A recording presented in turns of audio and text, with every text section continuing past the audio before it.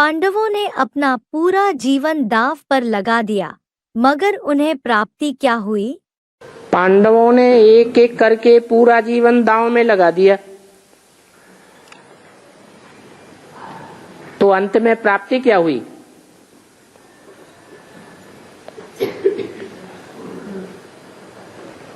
पूरा जीवन इस एक जन्म का दांव पे लगा दिया कि सभी 84 जन्मों का दांव पे लगा दिया? एक जन्म का लगा दिया। उसके बदले में जन्म जन्मांतर की प्राप्ति कर लेते हैं। एक जन्म का देना और अनेक जन्म का लेना हो जाता है, तो बहुत बड़ी प्राप्ति हो गई। लेकिन जो देह अभिमानी होते हैं वो इस देह के जन्म को ज्यादा महत्व देते हैं कि भविष्य के जन्मों को ज्यादा महत्व देते हैं? तो उस एक ही जन्म को ज्यादा महत्व देते हैं। तो उनकी सोच ये होती है कि प्राप्ति क्या हुई? अरे प्राप्ति इस देह से लेनी है या आत्मा की प्राप्ति करनी है? आत्मा की प्राप्ति का कनेक्शन 84 जन्मों से है और देह का प्राप्ति का कनेक्शन एक जन्म से है। पांडवों के राजसूय यज्ञ में जूठन उठाने का कार्य भगवान ने क्यों किया? पांडवों ने राजसूय यज्ञ किया,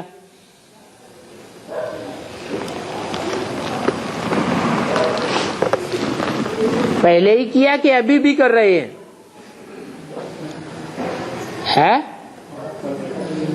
है? अरे पहले ही किया था कि अभी भी कर रहे हैं? अभी भी कर रहे हैं। राजस्वाश्वमेध यज्ञ, स्वराज्य पाने के लिए राजस्व, अश्वमेध, अश्व माने मन रूपी घोड़े को शांत करने का, मारने का यज्ञ।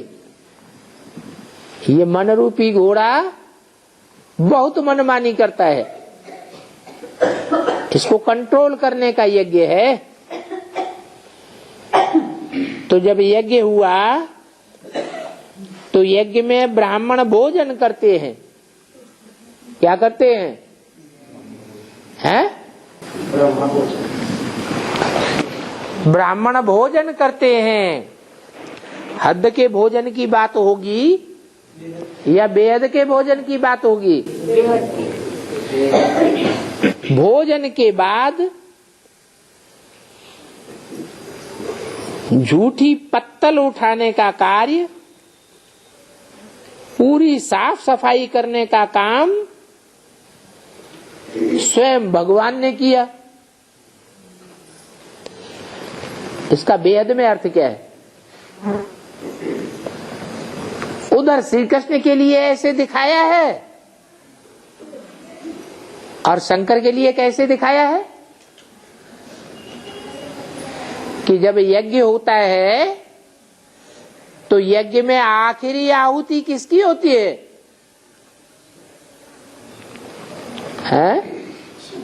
शंकर की होती है।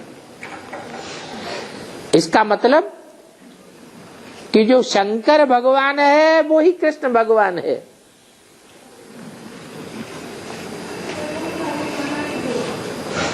दुनिया की जो भी 500-700 करोड़ आत्माएं हैं,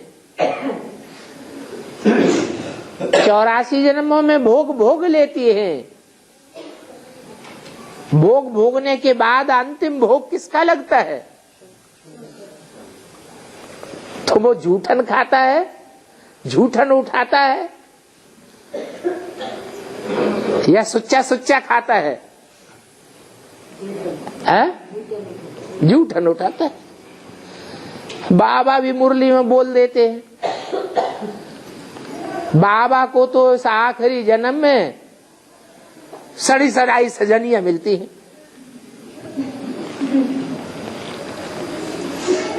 तो जूठन हुई ना।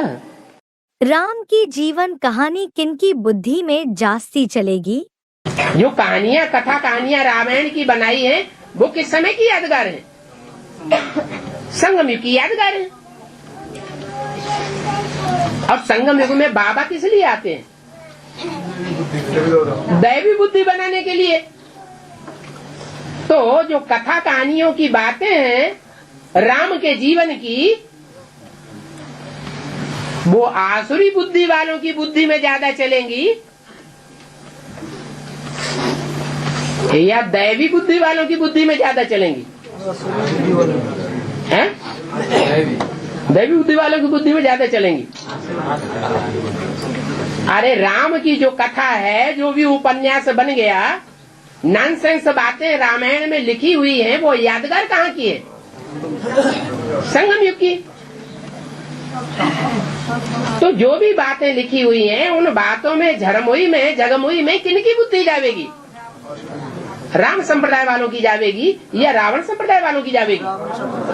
राम संप्रदाय वालों की जावेगी नहीं, रावण संप्रदाय वालों की ही जावेगी। क्यों? क्योंकि जो रावण संप्रदाय वाले होंगे उनकी बुद्धि क्यों जावेगी? है नॉनसेंस बुद्धि है। नॉनसेंस नहीं। जैसे भक्ति मार्ग में भी सुना होगा, बहुत सारे लोग कहते हैं कि रावण की जब अग्नि परीक्षा ले ली, रावण की जेल से सीता आ गई, अग्नि परीक्षा ले ली, फिर सीता को जंगल में क्यों छोड़ दिया?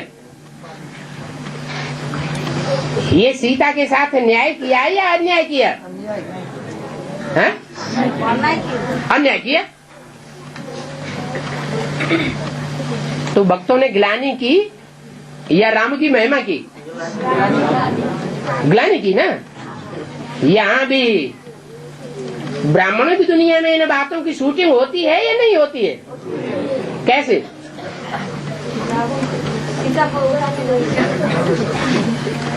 रावण को चुरा लिया।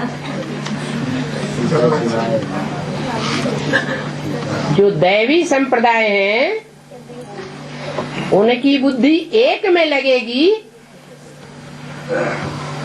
या राम के साथ सीता में भी लगेगी?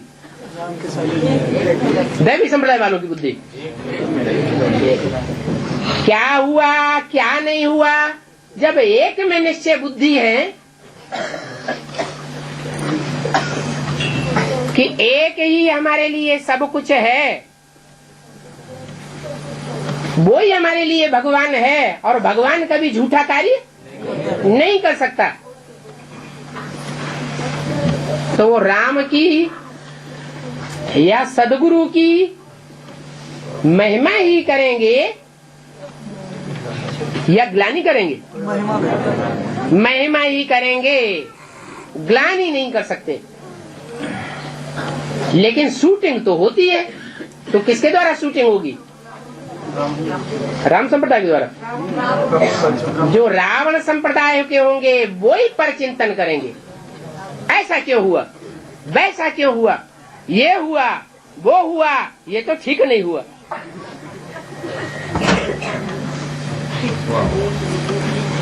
बाप कहते हैं मैं तुमको दैवी बुद्धि बनाने आया हूँ,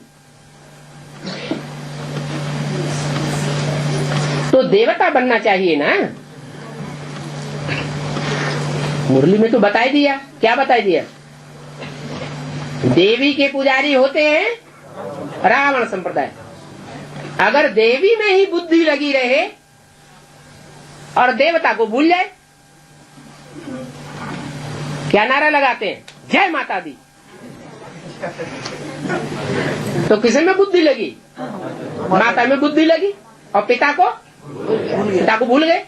ये बात याद ही नहीं आई कि सुप्रीम सोल इस सृष्टि पर आकर के पुरुष तन का आधार लेता है या स्त्री चोले का आधार लेता है, और जिस तन का आधार लेता है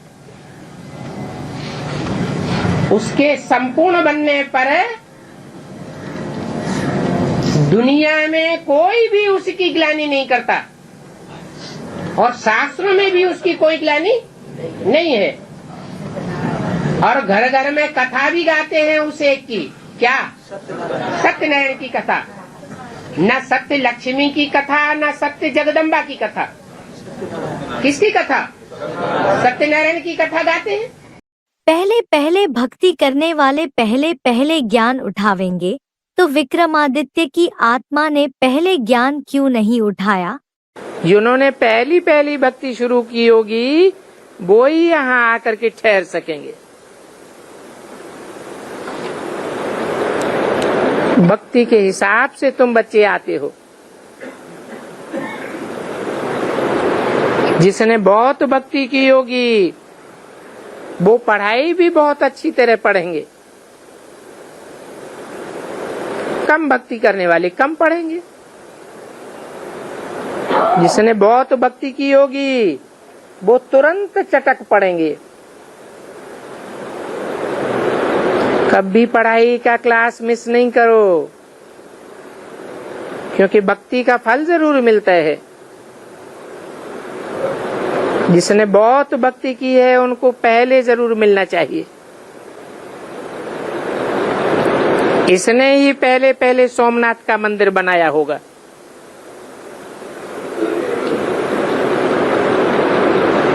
इसने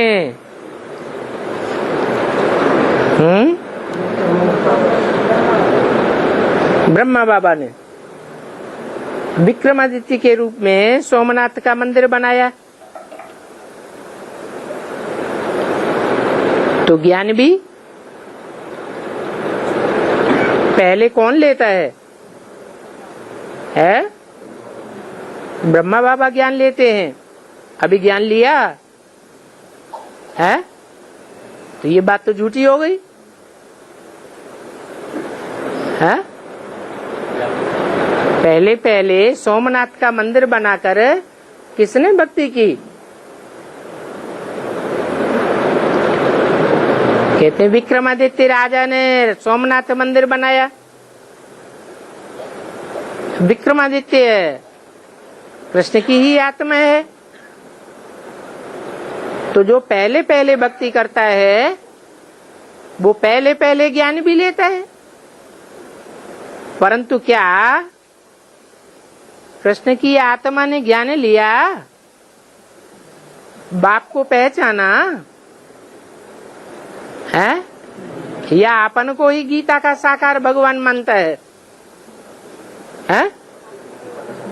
तो बाबा की बात झूठी है क्या? अरे पहले पहले ज्ञान लेने से भी क्या फायदा? आज निश्चय होता है, कल माया निश्चय उड़ाए देती है। तो पहले पहले निश्चय कहें या पहले ब्रह्मा बाबा ही निश्चय पैदा करेंगे? जब तक ब्रह्मा को पूरा निश्चय न हो तब तक कोई बच्चे को पूरा निश्चय 100% नहीं हो सकता। क्यों लिया जाता है राम से पहले सीता का नाम? रघु कहते हैं सूर्य, रघु का कुल, सूर्य के कुल में जो पति के समान है, विश्वपति है। सूर्य के कुल में जो विश्वपति है वो कौन है? हैं? अरे सूर्य है, शिव।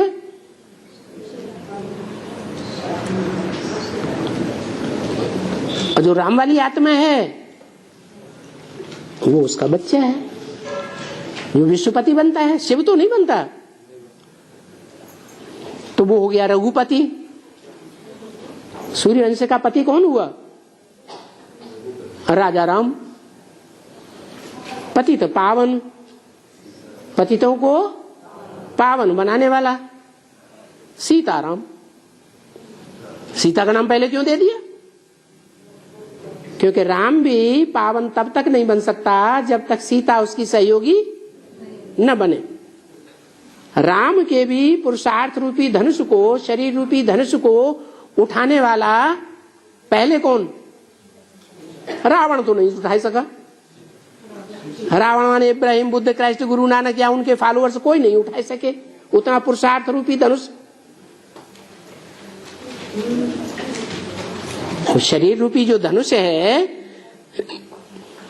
जो लचीला है, कैसे भी तीव्र पुरुषार्थ करने में लचीला है, वो लचीला धनुष कहो, रथ कहो, पुरुषार्थ रूपी धनुष कहो, उसको कोई भी कन्याएं माताएं नहीं उठा पाती।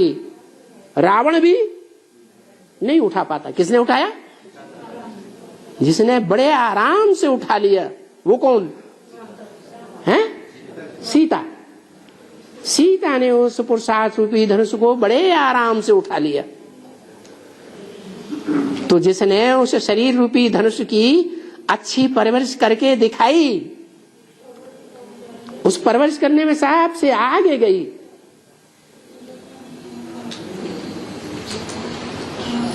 वो साबित हो जाती है कि उसके बगैर उस धनुष की अच्छी पालना कोई नहीं कर सकता। और सब फेल हो जाते हैं, घड़ी घड़ी पग पग पर गलतियां करते हैं। क्यों क्यों गलतियां करते हैं? क्योंकि जो बुद्धि है ना, वो बेविचारी होने के कारण दूसरी दूसरी सब भटक जाती है। अगर एक की तरफ बुद्धि लगी रहे तो एक का परवरिश का ध्यान रहेगा या औरों का भी ध्यान आएगा? है? एक का ध्यान आएगा। एक का जब लगातार एक में ही बुद्धि लगी रहेगी तो परवरिश अच्छी होगी या बीच में भूले होंगी? अच्छी है, अच्छी ही बुद्धि रहेगी, अच्छी ही परवरिश होगी। इसलिए दिखाते हैं कि विष्णु के पांव कौन दबा रहा है? लक्ष्मी। लक्ष्मी का अवतार ही सीता है। कौन सा पांव? ये बुद्ध रूपी पांव दबाने की बात है। बुद्ध रूपी पांव को बजाय सुख देने के और ही दुख देते रहते हैं। ये परेशानी, वो परेशानी, हमें ये समस्या, हमें वो समस्या, हमें खाने को नहीं मिलता, हमें पीने को नहीं मिलता, हमें कपड़े नहीं मिलते, हमारी परवरिश नहीं होती, हमारी बीमारी मुसीबत कर दे। अरे बाप रे, माता ही गर्म कर दिया।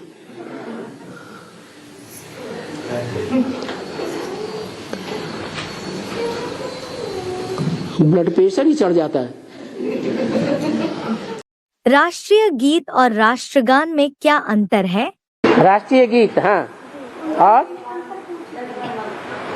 हाँ, दोनों में अंतर क्या है? जन गण मन अधिनायक। जन माने मनुष्य, गण माने मनुष्यों का समूह, मन माने मन जो संकल्प चलाता है, एक एक का मन। अधिनायक माने स्वामी। उनका स्वामी कौन है? जन गण मन अधिनायक कौन है? अरे मन बुद्धि का अधिनायक कौन है? अरे परमपिता परमात्मा ही तो मन बुद्धि का अधिनायक है। तो वो राष्ट्रीय गीत ये है, जनगण मन अधिनायक परमपिता परमात्मा को इंट्रोड्यूस करता है, और वंदे मातरम माता को इंट्रोड्यूस करता है। अभी कौन सा गान चल रहा है भारतवर्ष में? किसको मान्यता दी हुई है? जब झंडा गान करते हैं तो क्या गाते हैं? जनगण मन अधिनायक जय हे भारत भाग्य विधाता। लेकिन जो गाते हैं उन्हें ये पता नहीं है कि जो भारत भाग्य विधाता भगवान है वो भगवती के बगैर है कुछ नहीं कर सकता। क्यों? क्योंकि भगवान भी पुरुष तन में आता है या स्त्री तन में होकर रूप से आकर प्रत्यक्ष होता है? पुरुष तन में आता है। और पुरुष सब दुर्योधन दुशासन। तो दुर्योधन दुशासन पवित्र होंगे या कुछ न कुछ अपवित्र जरूर होंगे, हैं? अपवित्र होंगे। पवित्रता से दुनिया के सारे कार्य होते हैं या अपवित्रता से होते हैं? प्रैक्टिकल में पवित्रता चाहिए, सिर्फ मन बुद्धि की नहीं, प्रैक्टिकल में पवित्रता। वो प्रैक्टिकल में पवित्र रहने की पावर कन्याओं माताओं में है या पुरुषों में है? कन्याओं माताओं में जो मुखिया है गौरी, वो है वंदे मातरम, उसकी वंदना करते हैं, है? तो क्या खराब है?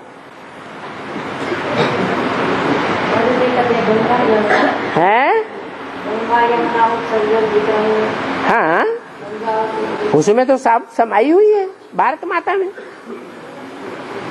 भारत माता में जो भी नदियां हैं सब समाई हुई है। वो नदियां चैतन्य हैं या जड़ नदियां हैं? चैतन्य नदियां हैं। रूहानी मिलिट्री में विकलांगों को भर्ती क्यों नहीं किया जाता? समर्पण होने के बाद सर के ऊपर वजन चढ़ाना है। सर के ऊपर वजन चढ़ाना है या ईश्वरीय सेवा करनी है? क्या सेवा करेंगे? मनसा सेवा यहाँ बैठ के नहीं कर सकते? फिर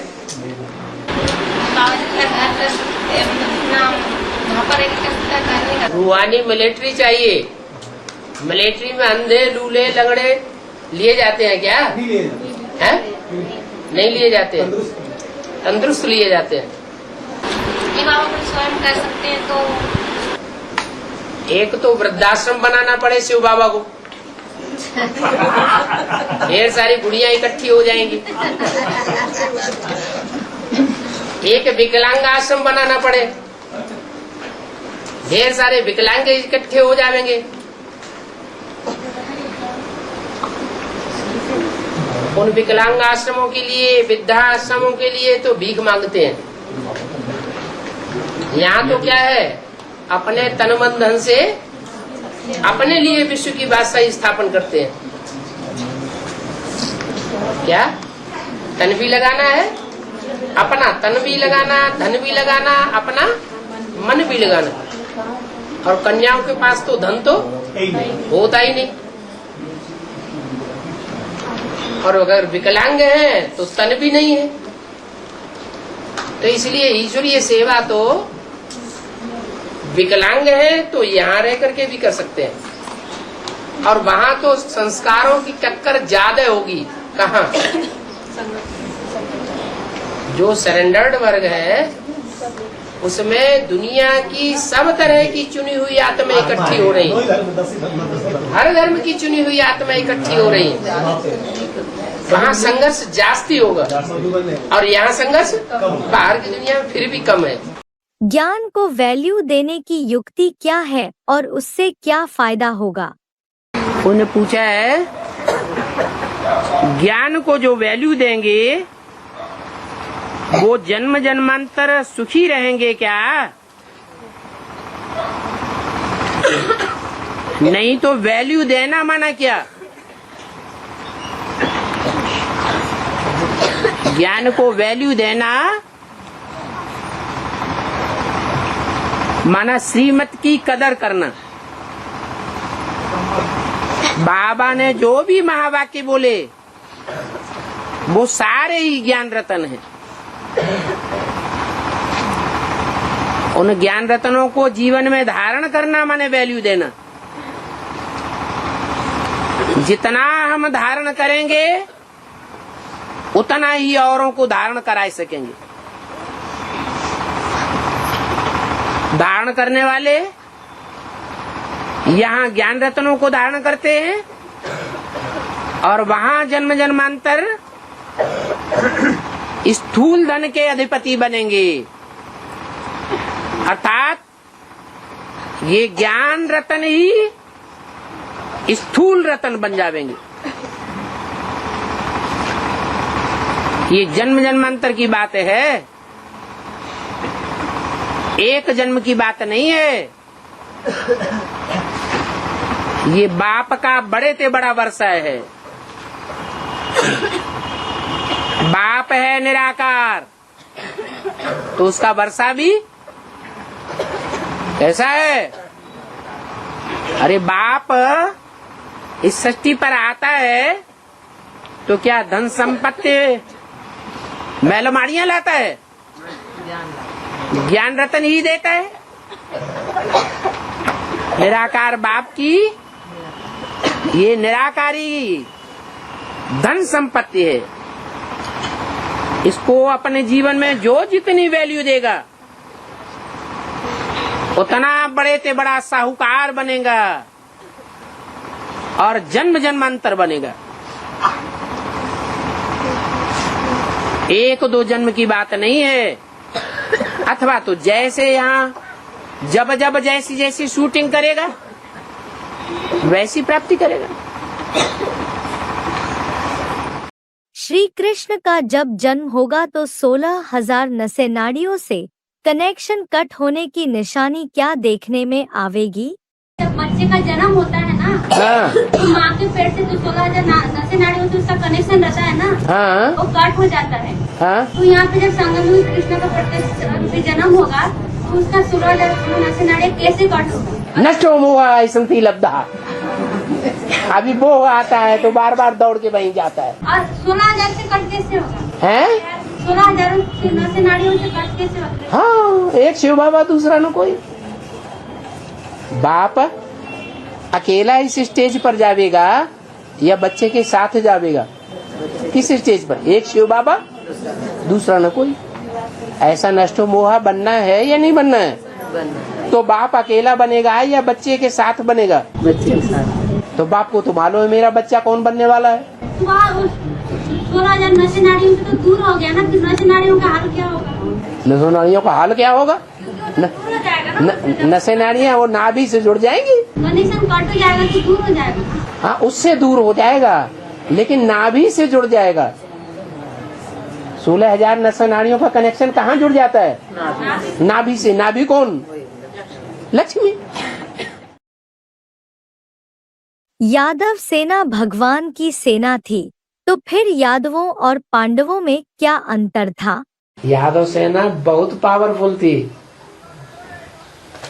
वहाँ भगवान का राज्य था। कृष्ण भगवान राज्य कहाँ करते थे? किसके ऊपर राज्य करते थे? हैं? यादवों के ऊपर राज्य करते थे। अभी भी बाप विदेशी बनकर आया है या स्वदेशी बनकर आया है? विदेशी बनकर आया है। बाप जब आते हैं तो बाप को प्रत्यक्ष विदेशी करते हैं या भारतवासी करते हैं? समझा?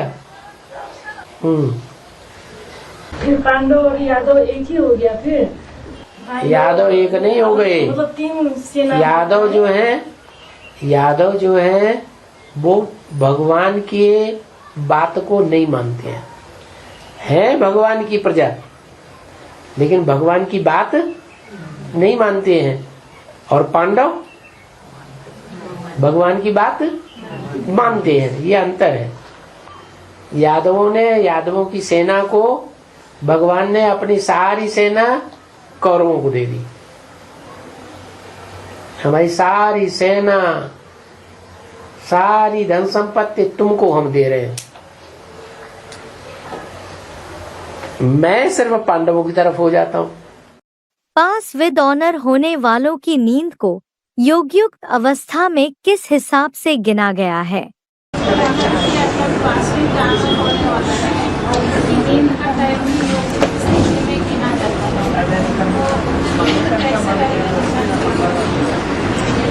बाबा ने एक मिसाल दिया। जो धंधाधोरी में रहने वाले होते हैं, जैसे कपड़े का व्यापारी है, सुबह 8 बजे ही जाके दुकान खोल देगा। उसी दुकान में बहुत सेल होता है और रात को 8 बजे के बजाय आधे दरवाजे बंद कर दिए, एक दरवाजा खुला रखा, अंदर अंदर कपड़े फाड़ता रहता है। सेल करता रहता है, तो सुबह से लेकर के शाम तक कपड़े फाड़ने का धंधा कर रहा है, तो रात में जब उसको नींद आती है तो अपनी धोती फाड़ देता है।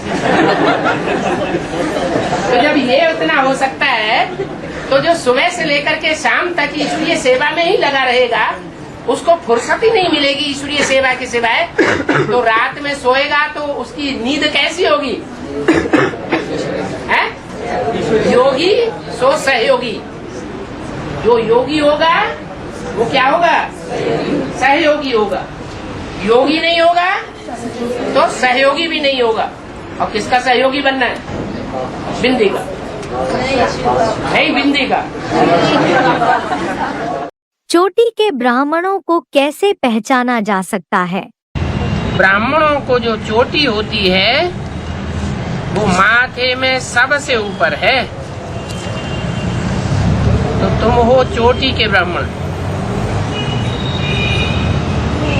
पहाड़ की चोटी होती है ना, सबसे ऊंची होती है, तो चोटी देखने से ही समझेंगे ये ब्राह्मण है। तो चोटी रखना चाहिए फिर। हाँ? चोटी रखने की बात नहीं है। जैसे चोटी पहाड़ पर सबसे ऊंची स्टेज में होती है, ऐसी ऊंची स्टेज का पुरुषार्थ करके जब हम दिखावेंगे तो सब समझेंगे कि ये चोटी का क्या है? चोटी का ब्राह्मण है। परिस्थितियां बहुत भयंकर हो, वायुमंडल बहुत घबराने वाला हो, छितराने वाला हो, ऐसी परिस्थितियों स्थितियों के बीच में भी हम खुशनुमा दिखाई दें, प्रसन्न चित्त दिखाई दें, ऊंची स्टेज वाले दिखाई दें, जरा भी लेश मात्र भी घबराहट न दिखाई दे, तो समझेंगे कि ये चोटी के ब्राह्मण है।